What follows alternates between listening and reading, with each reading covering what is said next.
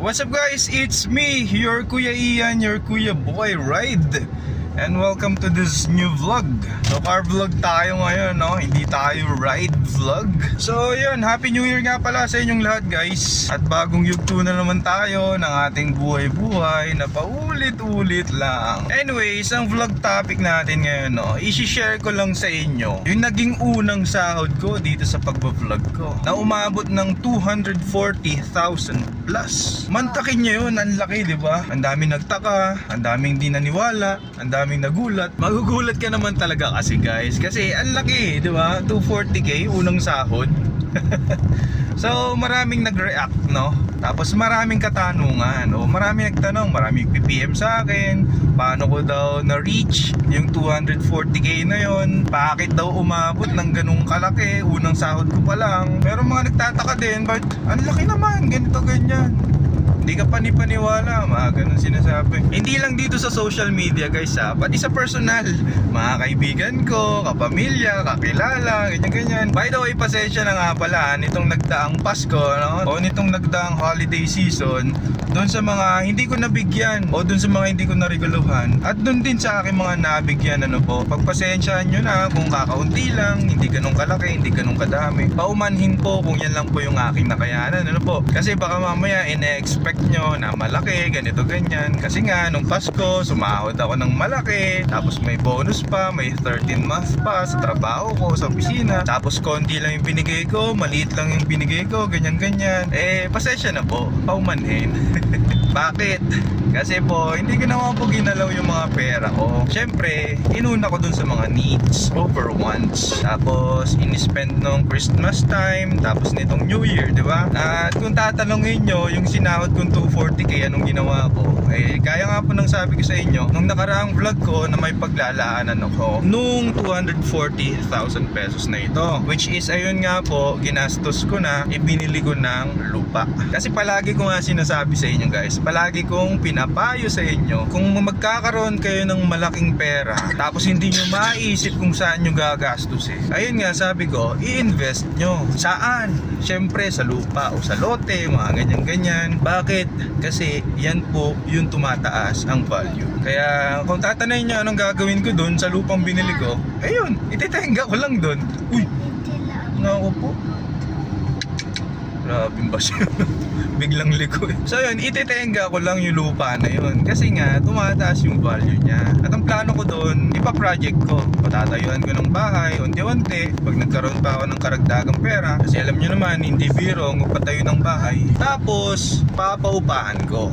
Yan. Kasi yung lupa, yung loteng nabili ko, yung area is maraming naghahanap ng bahay o ng maupahang bahay. Maliit lang naman yung lote, pero kung isipin, kung kikita ako ng 10,000 hanggang 20,000 sa lote na yun na nabili ko, malaking bagay na po yun. Para na ako nag-i-empleyado nun sa ganung kita, diba? So that is one of my investment. Ano po? Hindi sa nagmamalaki, hindi sa nagyayabang. Isa lang po yun sa investment ko.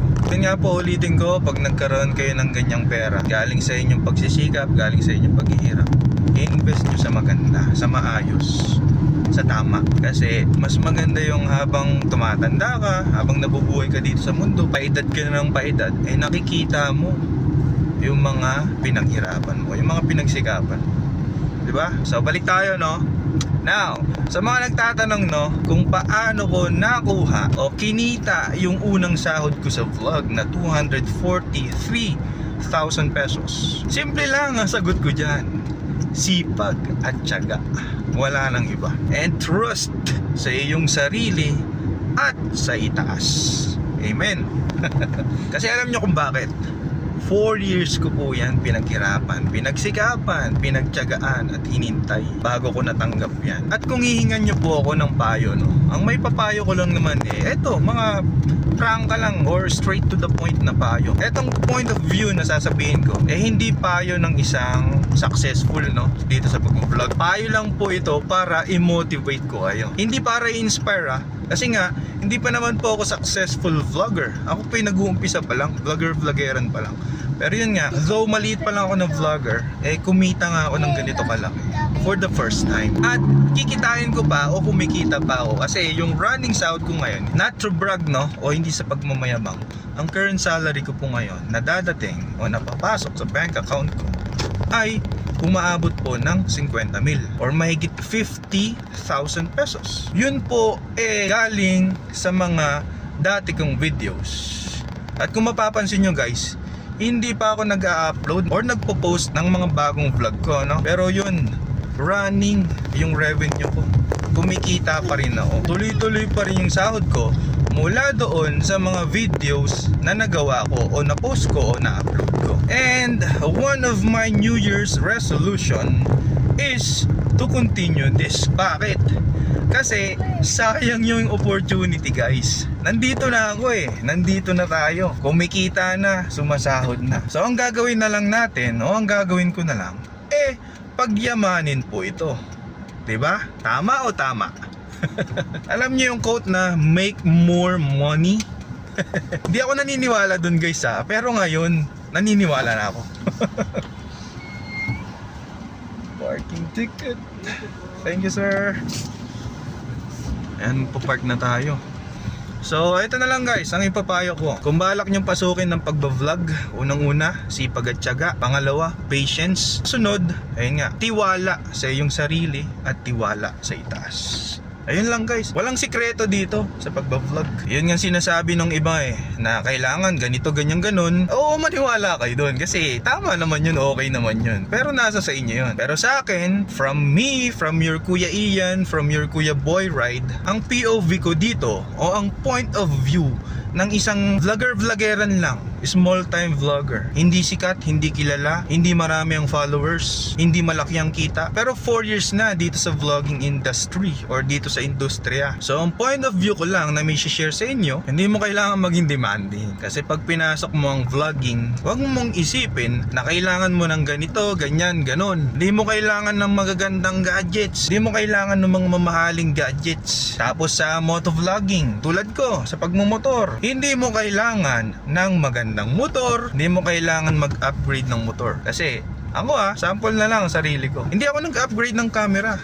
Yung GoPro Hero 4 ko na camera, yun pa din. Tapos itong China phone na ginagamit ko. Tapos hindi rin ako ng upgrade ng motor. Pero guys, umabot ako sa ganitong punto, kumita ako ng ganito, nagkaroon ako ng maraming views. Hindi dahil sa may big bike ako o hindi sa mga big bike ride contents ko. Ang nagpa-boom sa akin sa pagbablog ko, yung Honda Wave ko at saka yung Honda TMX ko na motorsiklo at hindi yung Honda CB na big bike ko. Tapos yung pang content ko o yung pang video ko, 4 na taon na GoPro Hero 4 ang gamit ko. Hindi GoPro Hero 10, 11 or 12. Hindi rin yung mga makabagong gadgets na mga Insta360, ganyan-ganyan, kundi makalumang gadget, makalumang kagamitan. At pag pinasok mo itong vlogging, dapat open ka sa lahat. Open ka sa pros and cons. I mean, open ka sa positive and negative feedback or comments or reactions o kung ano-ano pa na manggagaling sa mga viewers mo o sa mga manonood mo, sa mga followers mo, subscribers mo, or sa mga fans mo. Yun, dito na tayo. Tapos ano pa ba? Ang dami kong gustong sabihin guys, pero ito papahagingan ko na lang ng kaunti kasi nandito na kami. So again, pag pinasok nyo itong mundo ng vlogging, unang-una nga, yung tiwala sa sarili nyo, self-confidence, ganyan, tiwala sa taas. Lagi lang kayong magdasal kasi sa bawat ginagawa nyo, sa bawat gagawin nyo, kailangan nyo ng gabay, kailangan nyo ng dasal, ng panalangin. Tapos ayun nga, kailangan nyo lang sense of humor. Hindi nyo kailangan ng magandang editing, ng malulupit na editing. Basta kung ano yung ginagawa nyo, kung ano yung nagpapasaya sa'yo, share nyo lang, parang ginagawa ko. Hindi nyo kailangan maging demanding. I mean, pag pinasok nyo to, huwag nyo isipin na sasahod kayo ng ganito, ng ganyan, ng ganun. Huwag nyo isipin na dadami yung followers nyo, subscribers nyo, or followers nyo. Huwag nyo isipin na sisikat kayo. Oo, maiisip nyo yun, pero what I'm pertaining to is that don't expect too much. So, babaan nyo lang expectation nyo dito. Kasi kung mag-expect kayo agad ng malaki, ng mataas, ng madami, ganyan, wala kayong mararating dito. Ako nga, wala pa ako nararating. Kaya hindi talaga ako nag-expect dito. So, kung ano yung mga dumadating, blessing na lang yun or bonus na lang yun. So yun, gawin nyo lang yung ginagawa nyo tulad nitong ginagawa ko as my daily habit or parang daily routine ko. Papasok ako sa trabaho, papasok ako sa piscina, magro-ride ako. Kasama na yun sa video, sa vlog ko, sa content ko. Pag uwi, ganun ulit. Tapos sa mga travels ko, sa mga adventures ko, ride lang kasi lagi ako ng motor. Pati ito, gamit ko tong kotse ko. O ngayon, nakakapag-vlog ako, di ba? Kumbaga, ginagawa ko lang tong gusto ko.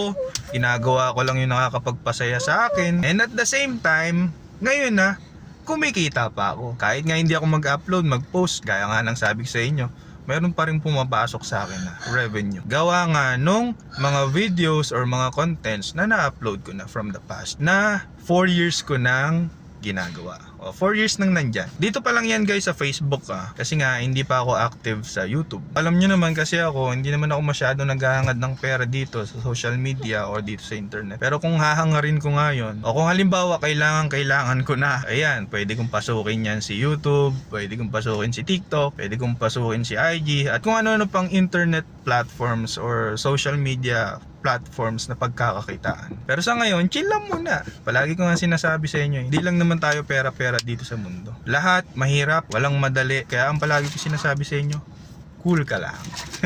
Huwag mo isipin yung mahirap. Basta magpatuloy ka lang, sipag lang, tiyaga lang, laban lang. And one more, consistency is the key. So, yun lang po. Maraming salamat sa inyong lahat sa patuloy nyong pagsuporta. Kita-kits na lang tayo sa mga susunod nating vlog. Bye-bye!